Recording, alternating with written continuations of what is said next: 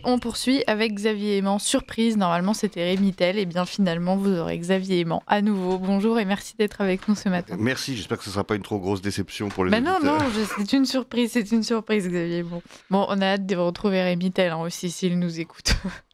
Xavier Aimant, on est ravis de vous avoir puisqu'on va reparler de cette panthéonisation de Robert Badinter. Évidemment, on en a déjà un peu parlé avec d'autres invités, mais c'est l'occasion de faire un dernier bilan avant le week-end.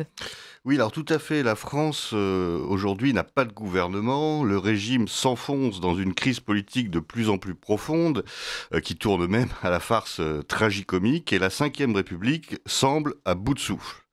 Alors que fait-on dans ce genre de circonstances ? Eh bien, dans le passé, on allait prier à Notre-Dame, et là, c'était un peu différent. On se réunit au Panthéon pour une grande cérémonie républicaine. Durant cette cérémonie, on en appelle aux grands anciens, on agite les totems, on honore les figures tutélaires de la République chancelante. Et c'est donc ainsi que Robert Badinter, icône parmi les icônes, est entré, du moins symboliquement, au Panthéon, sous les applaudissements extatiques et quasi unanimes de la classe politico-médiatique. Alors une panthéonisation qui a à peine été gâchée par le geste d'un imbécile qui a cru bon de vandaliser, au cimetière de Bagneux, la tombe de Robert Badinter en la couvrant de graffitis. Alors cet acte de vandalisme a soulevé un très vif émoi et de nombreuses condamnations violemment scandalisées. Alors des réactions qui sont tout à fait normales et légitimes, tant s'en prendre à des sépultures est tout à fait odieux. Mais on attendrait les mêmes concernant par exemple la profanation de la tombe de Jean-Marie Le Pen, ainsi que pour les innombrables dégradations subies par des cimetières chrétiens tout au long de l'année. Mais bon, ceci est une autre histoire. Robert Badinter est donc entré au Panthéon. Ô grands hommes, la patrie reconnaissante. Mais reconnaissante de quoi exactement ? Eh bien, concernant Robert Badinter, de deux choses principalement, la dépénalisation de l'homosexualité et l'abolition de la peine de mort. Ah non, en fait. Alors, pas la dépénalisation de l'homosexualité, car en France, celle-ci est dépénalisée depuis 1791. En effet, malgré ce que répètent à l'envi depuis plus de 40 ans journalistes et politiciens ignares, Robert Badinter s'est en réalité contenté, en 1982, de réaliser un alignement législatif égalisant l'âge légal des rapports homosexuels ou hétérosexuels. Bref, de fixer la majorité sexuelle, que l'on soit hétérosexuel ou homosexuel. Donc, en fait, pas de dépénalisation de l'homosexualité. Mais reste donc le gros morceau, l'abolition de la peine de mort. Alors la peine de mort est une question politique, philosophique et morale, complexe, évidemment, sur laquelle chacun peut avoir son opinion et dont on peut évidemment tout à fait librement débattre. Mais présenter son abolition comme une formidable avancée sociétale, à l'heure où la violence, le terrorisme et la criminalité explosent et où plus personne ou presque ne vit en sécurité, voilà qui apparaît pour le moins contestable. Car si la peine de mort a en effet bien été abolie pour les tueurs, les violeurs, les trafiquants de drogue, les pervers et les sadiques, elle ne l'a nullement été pour les Anne-Lorraine, les Philippines, les Thomas et l'innombrable litanie des victimes. Quoi qu'il en soit, Robert Badinter est donc entré au Panthéon. Il y rejoint Simone Veil, qui, elle, était favorable à la peine de mort, mais uniquement pour les enfants à naître. La mort pour les innocents, la vie pour les coupables, la boucle des valeurs républicaines est ainsi bouclée. Merci pour cette chronique, Xavier Aimant, et on continue d'en discuter. Il y a plusieurs choses dans cette panthéonisation, et peut-être la volonté, une fois de plus, de la part de la République, en tout cas celle d'Emmanuel Macron, de proposer aux Français de nouvelles figures héroïques. On en discutait déjà hier, c'est vrai que les Français ont besoin de héros, de figures tutélaires, et aujourd'hui, Emmanuel Macron propose justement un nouveau héros au peuple qui, en réalité, contemple ça, alors soit de très loin et ne s'en préoccupe même pas, puisque ça émeut surtout une petite caste de Parisiens bobos, soit regarde ça assez perplexe en se demandant si effectivement Robert Badinter n'aurait pas quand même largement contribué au climat d'insécurité qu'ils subissent tous les jours. Donc voilà, comment est-ce que vous percevez cette volonté à nouveau de dresser le portrait de nouveaux héros qui finalement sont assez déconnectés des attentes des Français? Bah, disons que c'est évidemment une volonté d'Emmanuel Macron déjà comment dire, de distraire un peu le public Mmh. de la situation dans laquelle il s'enfonce et qui est quand même tout à fait tragique et de jour en jour plus ridicule. La classe politique, je dirais presque dans son ensemble, est largement discréditée en France. C'est pas nouveau, mais ça s'accentue, il me semble, d'année en année. On le voit par la situation gouvernementale, l'Assemblée nationale, euh, à tous les niveaux. Les affaires récentes, notamment concernant les frais de la mairie de Paris, les dépenses d'habillement de tel ou tel élu, contribuent à ce dégoût de la politique, à ce désintérêt des Français pour la politique et les politiciens, et ce sentiment que de toute façon ils sont un peu tous pareils et qu'on ne peut plus vraiment y croire. Je crois qu'il y a beaucoup de gens qui se détournent du vote, en grande partie à cause de ça, qui ont l'impression qu'on a un peu tout essayé et qu'à chaque fois, bon, bah, on est trompé, on est lésé. Donc, en effet, dans ce climat, je dirais, délétère, de défiance grandissante pour le politique, on essaie de faire ressurgir quelques personnalités qui ont une certaine ampleur, une certaine tenue, même si elle est très largement mythifiée ou arrangée, en tout cas instrumentalisée, pour essayer de redonner un petit peu d'aura et un petit peu de vernis à cette classe politique. Mmh. Je suis pas sûr que ça fonctionne en effet très bien, comme vous l'avez dit. Je pense que ça passionne pas les foules. Robert Badinter, c'est très loin pour les uns, c'est trop près pour les autres parce qu'en effet, il pense en partie à raison que l'abolition de la peine de mort et surtout le laxisme judiciaire, parce qu'il n'y a pas eu que l'abolition de la peine de mort, il y a eu aussi des libérations massives Ouais. par Robert Badinter. C'est un peu le début de la fin de la sécurité en France. Donc c'est une opération, un coup de com', rien de plus, qui ne me paraît pas avoir une très grande portée, en tout cas du côté du public et du côté de l'opinion publique. On peut insister à nouveau sur cette forme de snobisme qu'il y a. Maëlys Clausel était sur place pour couvrir justement cette panthéonisation. Elle a interrogé les gens dans la rue. Globalement, elle disait voilà, les soutiens présents, c'était cette classe gauchiste parisienne qui n'a rien à voir avec le français moyen qui en fait reste assez, oui, assez perplexe une fois de plus devant cette initiative d'Emmanuel Macron.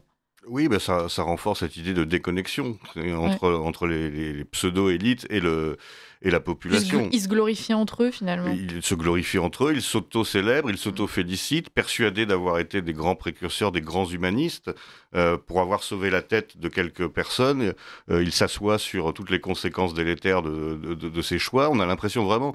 Mais la gauche a toujours préféré les voyous aux honnêtes gens, hein. C'est quand même un vieil atavisme gauchiste, donc ils sont très contents d'avoir sauvé la tête d'assassins présumés ou de criminels, mais par contre semble très largement indifférent au sort des victimes, ce qui est un peu malsain et ce qui est, je pense, ressenti par les Français, au-delà d'ailleurs de leur opinion sur la question de la peine de mort, car on sait qu'en France, surtout aujourd'hui, les avis sont assez partagés. Je crois que les derniers Ouais. sondages donnaient 49-51, ou dans un sens ou dans Il y a une l'autre, majorité de Français, a priori, qui seraient plutôt favorables à la peine de mort. alors que oui, mais ça, je pense que ça reste assez. C'est pas aussi Ouais. net que justement au moment de la dépénalisation, de l'abolition, pardon. Je crois que c'était presque 80% de la Ouais. population qui était opposée à cette idée.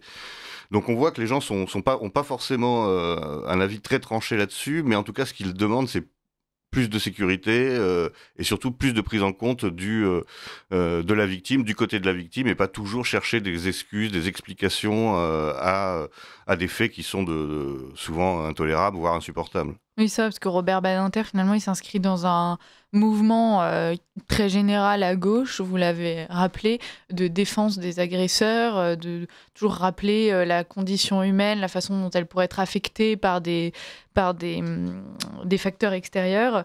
Et donc, elle a assez peu de considération pour les victimes, justement, de cette empathie mal placée.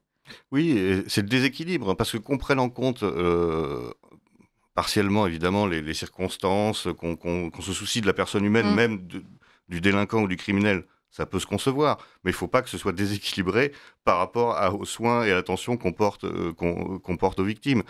Je dirais même si on est opposé à la peine de mort. Ce qui est encore plus gênant dans le système actuel, c'est que ça n'a pas été compensé par un système juridique suffisamment, et judiciaire et pénal suffisamment fort pour rester dissuasif.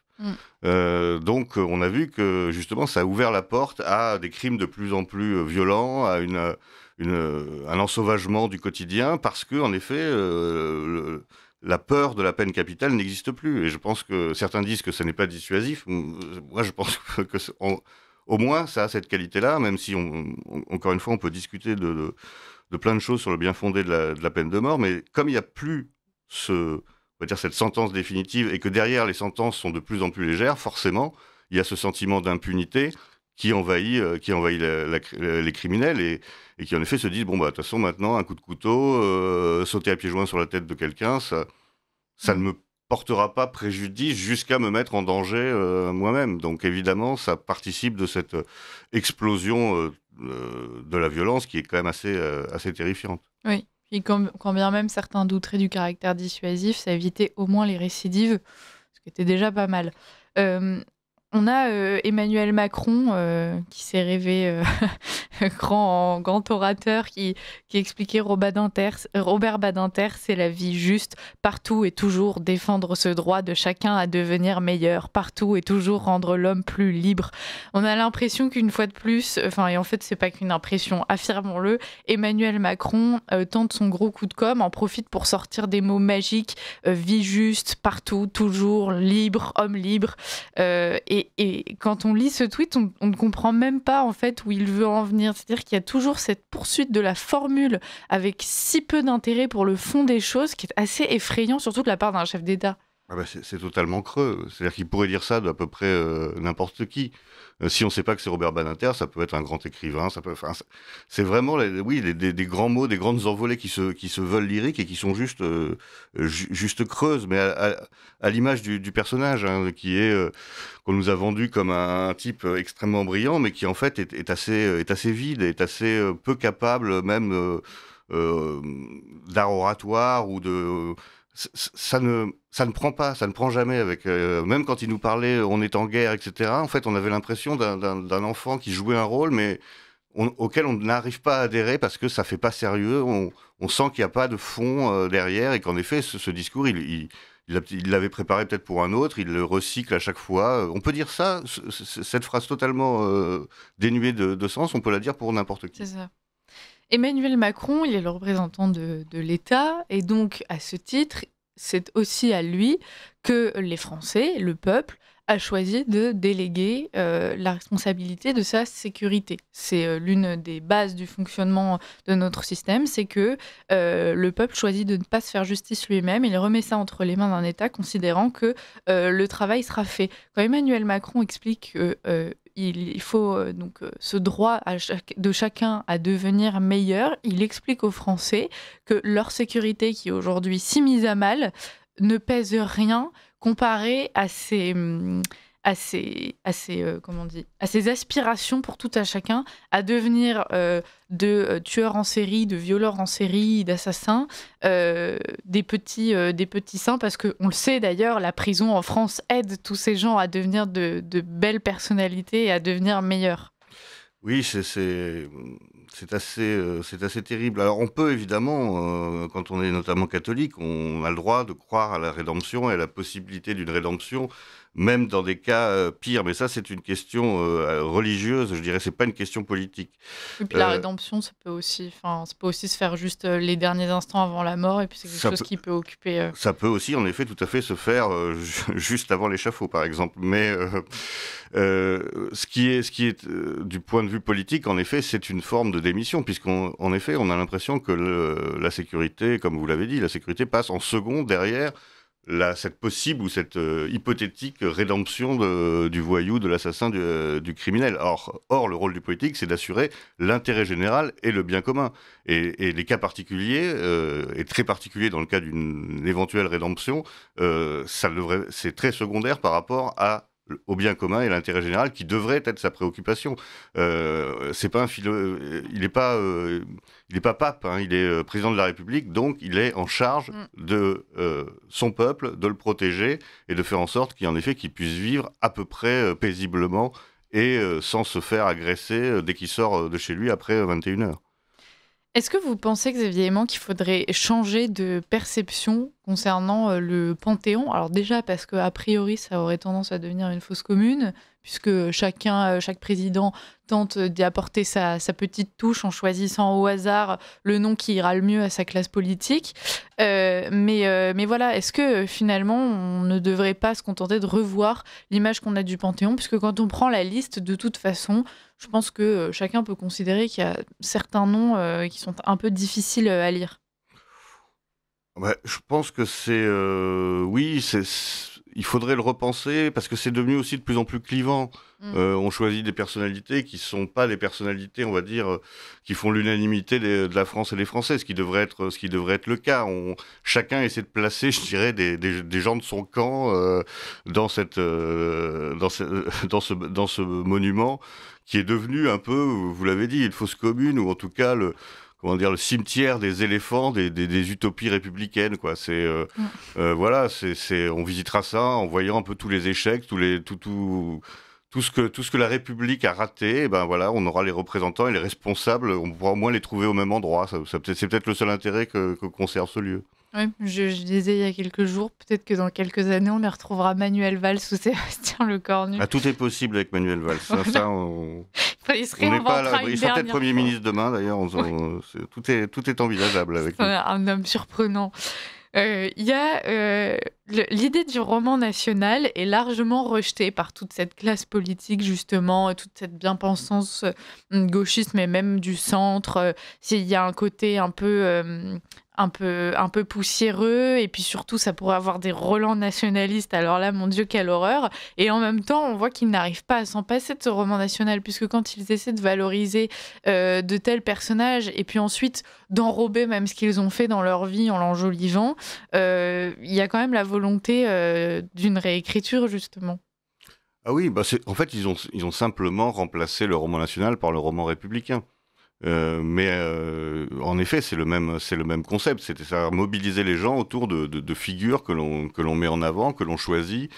Et eux ont décidé de prendre ce genre de figures comme Robert Badinter, Simone Veil, pour essayer de reconstruire une espèce de mystique ou de mystique républicaine, remplaçant celle de nos rois, de nos saints, qui en effet les gênaient leur idéologie et sentaient un peu trop la France d'avant. Donc oui, ils ont recréé complètement un roman républicain qui est quand même beaucoup plus fadasse que le roman national. Ouais. Sur ce roman républicain, et même donc sur toutes ces panthéonisations, ça vaut le coup de se pencher sur ces fameuses valeurs républicaines qui sont censées être représentées et portées par ces personnalités qu'on choisit de glorifier. Certains pourraient dire, voilà, c'est un scandale qu'elles soient ainsi nommées. En réalité, elles sont assez cohérentes avec ce qu'est la République. Et une fois de plus, on le rappelle, ces fameuses valeurs de la République déjà restent assez floues. Puis surtout, si on tentait de les redéfinir, il faudrait se pencher sur l'histoire de la République elle-même. Et là, on est assez loin d'une histoire dorée, pétrie de morale, de haute valeur, de justice, d'empathie, justement, Oui, du droit à chacun de devenir meilleur. Oui, c'est d'ailleurs assez curieux de voir cette gauche républicaine qui est aujourd'hui si opposée à la peine de mort pour les criminels et les salopards divers, ne pas se souvenir qu'elle est née dans le sang et dans l'usage de la peine de mort à haut niveau et à haut rythme, notamment au cours de la Révolution française. Et envers des innocents. Enfin, Et dont le seul envers crime n'était très d'être pas largement républicain. des innocents. Et que là, à l'époque, quand il s'agissait d'imposer... Mais d'ailleurs, quand il s'agit d'imposer ses idées, elle n'est pas du tout opposée à la violence et même, en effet, à la peine de mort. On l'a bien vu récemment avec... le drame de Charlie Kirk, on a vu beaucoup de gens qui d'un côté s'opposent à la peine de mort se réjouir quasiment de la disparition d'un adversaire politique. Donc cette gauche, en plus, son humanisme, il est totalement factice.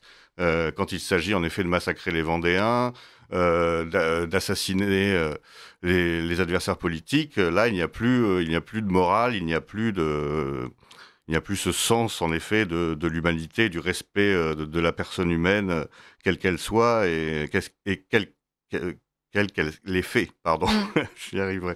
Non, non, c'est ça qui est encore plus insupportable, c'est que cet humanisme, il est totalement factice. Ces gens nous donnent des leçons en disant, nous, c'est nous qui aimons, nous sommes le camp du bien, nous sommes le camp des gentils, etc. On voit leur vrai visage très rapidement. On l'a vu notamment lors de la mort de Jean-Marie Le Pen, quand tous ces ignobles vautours gauchistes se sont rassemblés pour faire des apéritifs festifs pour célébrer la mort d'un homme, un grand-père, un père de famille. Voilà, c'est ça la gauche. Et à côté de ça, ils veulent nous faire pleurer sur le criminel qui a pu échapper grâce à Robert Badinter à la peine capitale. C'est vraiment une vaste fumisterie et c'est même très agaçant parce qu'en effet, si au moins ils étaient cohérents, on pourrait dire oui, ils sont un peu niais, Mm. mais ils sont loin d'être niais, ils sont loin d'être béats. Quand il s'agit de leur adversaire, ils savent manier la guillotine et la peine de mort avec une redoutable efficacité. Oui, il y a qu'à voir d'ailleurs toutes les manifestations qui ont eu lieu début septembre. Il y avait des têtes sur des pics quand même dans les artifices qui avaient été fabriqués par les manifestants. Donc on voit encore les héritages de cette révolution française. Xavier Aimant, si vous deviez panthéoniser quelqu'un, vous, président de la République, qui choisiriez-vous? Alors moi, j'éviterais d'envoyer qui que ce soit parce que c'est trop mal fréquenté. Hein. Donc non, non, je me garderais bien de punir quelqu'un en l'envoyant en l'envoyant là-bas. Non, non. Ou alors il faudrait que ce soit un adversaire, mais ce serait pas correct non plus. Mais Oui. non, je préfère leur laisser se jouer et choisir eux-mêmes les petits amis à y faire entrer. Non, ça m'intéresse pas beaucoup en fait. Ouais. Mais c'est vrai que c'est devenu un jouet. Et d'ailleurs, on remarque que tout ce qui a de près ou de loin encore un aspect un peu symbolique en France arrive à être souillé justement par toute cette morale et cette volonté de tout politiser et d'idéologiser. C'est assez fascinant cette capacité qu'Emmanuel Macron et tous ses copains ont justement à tout orienter finalement. Ah oui, ils idéologisent tout, ils Mm. instrumentalisent tout. Et en effet, il n'y a plus vraiment de rassemblement national, unanime, d'événements qui réconcilient les Français. On voit bien que la société est de plus en plus atomisée, société est de plus en plus clivée, comme on dit, et que en fait, chacun joue son camp et ne joue plus la France. Oui, c'est ça. Quel que soit l'événement, il faut forcément se dire que ça, Il faut y mettre sa marque c'est idéologique. ça. Du match de foot à la panthéonisation, C'est c'est ça. pareil. Au Puy du Fou. Il faut le récupérer Ouais, pour en faire un objet, un c'est objet ça. politique. C'est fascinant. Xavier Aimant, il reste quelques minutes. Est-ce que vous voulez parler du dernier numéro d'Éléments? Parce que je vois que vous l'avez apporté avec vous. Avec grand plaisir. En effet, le nouveau numéro, le numéro 216 d'Éléments vient de paraître. Et donc j'invite les auditeurs de Radio Courtoisie à le découvrir. C'est un numéro, une nouvelle fois, assez riche. Le dossier central est consacré aux questions de l'énergie. Alors ça peut paraître un peu rebutant comme ça, mais c'est passionnant. En fait, c'est réfléchir aux enjeux énergétiques de demain. Peut-on décarboner sans décroître? Doit-on choisir entre l'écologie et la puissance? Enfin, tout ce genre de débats qui sont menés dans le dossier de ce numéro. Mais la couverture du numéro est-elle consacrée au Proche-Orient, un sujet brûlant, c'est le cas de le dire, Mm.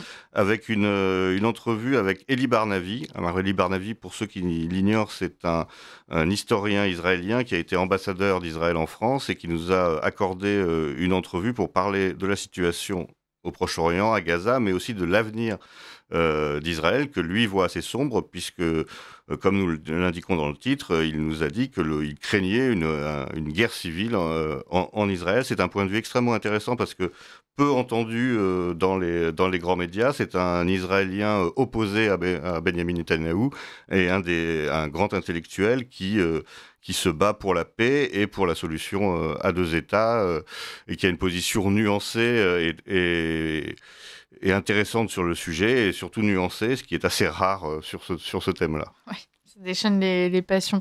Mais effectivement, on parle assez peu de la façon dont la situation est perçue en Israël et c'est probablement beaucoup moins tranché que ce que laissent penser les médias européens. Ah bah apparemment, en tout cas d'après les propos d'Eli Barnavi, c'est même extrêmement tendu. Il y a des oppositions très violentes entre un gouvernement qui est jusqu'au boutiste et qui est quand même assez largement composé d'extrémistes religieux. Et c'est ce que rappelle Barnavi, c'est que ces extrémistes religieux, ce sont des fous de Dieu, autant Mmh. que les dirigeants du Hamas en version islamiste. Et donc il dit, en fait, c'est une guerre, c'est des gens qui nous mènent à une guerre de religion. Nous ne voulons pas une guerre de religion, nous voulons deux États qui puissent vivre en coexistence. Et il y a toute une partie de la population israélienne qui est très opposée à ce gouvernement extrémiste. Et c'est même surprenant de voir que sans doute Benjamin Netanyahou est plus soutenu en France que dans son propre pays. Ouais. Bon, et puis concernant l'énergie, je pense que ça pourra passionner les auditeurs puisque on arrive en hiver, il va falloir se chauffer et il paraît que la facture va être Voilà, assez. si vous voulez comprendre pourquoi vous allez payer plus cher Voilà. cet hiver, vous pouvez vous plonger dans l'élément, mais il y a des choses plus légères. On a également un grand portrait assez touchant de Serge Reggiani, par exemple, et un autre plus sérieux sur Paul Valéry et plein d'autres, les chroniques habituelles, les recensions de livres, de sorties cinéma, voilà. Donc chacun y trouvera quelque chose à apprendre et à découvrir. Merveilleux. D'ailleurs, ce samedi, il y a une séance de dédicace, je crois, organisée par les éditions du Verbeau. Si je ne dis pas de bêtises, vous y serez peut-être, Xavier. Ah, moi, j'y serai pas, mais en effet, il y en a une, je crois, oui, à la librairie française, dans Bon, mes voilà. souvenirs. Voilà. On en profite pour leur faire de la publicité. Je pensais que vous y serez, je suis extrêmement déçue, mais c'est pas grave. Je montre donc le dernier numéro d'Éléments. Voilà, chers auditeurs, vous pouvez vous le procurer à la fois sur votre site, mais aussi en kiosque. Bien sûr, dans tous les bons kiosques. Voilà, jusqu'à c'est le numéro d'octobre-novembre, si je ne m'abuse. C'est ça, tout à fait. Merci beaucoup d'avoir été avec nous, Xavier Aimant, pour Merci à cette vous dernière de m'avoir reçu. analyse. Et je vous dis à la semaine prochaine.